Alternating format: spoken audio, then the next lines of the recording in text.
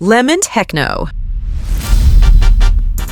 Hello and welcome to this week's Top Hacker News articles. In the top 3 this week, we have an obituary to the Square Checkbox, an infinite crafting tool or website or game, and an article about Disney's new real-life holodeck. Let's dive in. The first blog post is titled "In Loving Memory of Square Checkbox" by Nikki from Tonsky.me.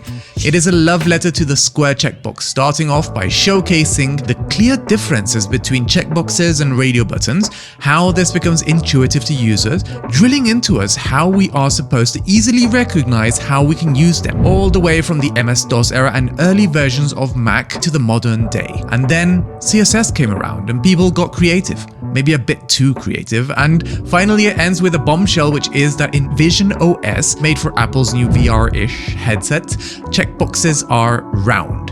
It's funny because the word checkbox literally has box at the end. Anyway, long live the Square Checkbox. The top comment is on point, mentioning iOS's usage of round checkboxes and overwhelming use of on-off toggles. This initiated a lot of discussion about confusing UX, toggles sometimes being hard to understand, and usage of dark patterns everywhere. I'm going to give this post a score of 8 as it is nicely written, straight to the point, and very illustrative, if only a tad bit pessimistic about the future of checkboxes. The second item is a website titled Infinite Craft by Neil from Neil.fun.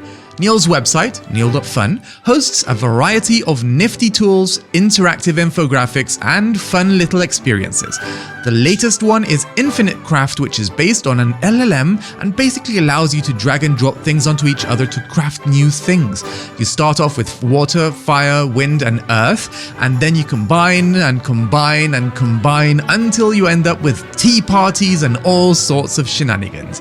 The top comment by ProcParam has a little snippet you can post into the console if the list of available elements in the sidebar grows too large. Furthermore, there is quite a bit of discussion below about using LLMs for this and some weird results you get sometimes when combining new items. I'm going to give this website a 9 as it is a super creative use of LLMs and honestly quite fun to play around with for a while. The third article is titled Disney Unveils the HoloTile Floor, Inching Us Closer to a Real-Life Holodeck, written by Adam Bankhurst of IGN.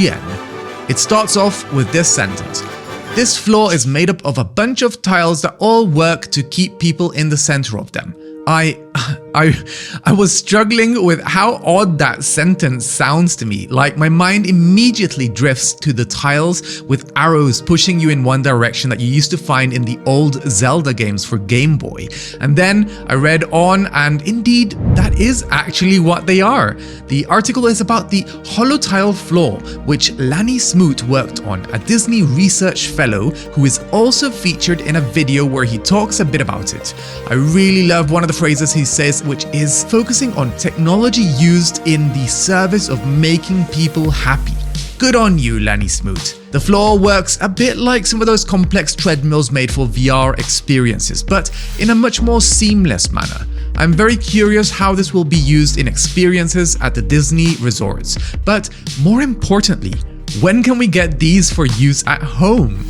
The top comment by SMUSA Masha is about how they work, mentioning they do not rely on tiny wheels, but instead they use ultrasonic vibration as well as XY pistons.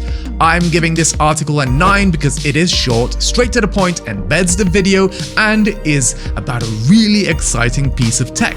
This week's bonus website is Pong Wars by Koen van Gilst.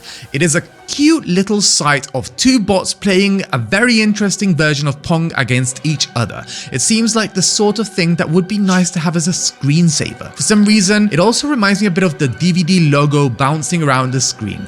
Goed gedaan, Koen, as they would say in Dutch. And that's going to wrap it up for this week's Top Hacker News. Please leave a comment below if you'd like to discuss any of the articles further.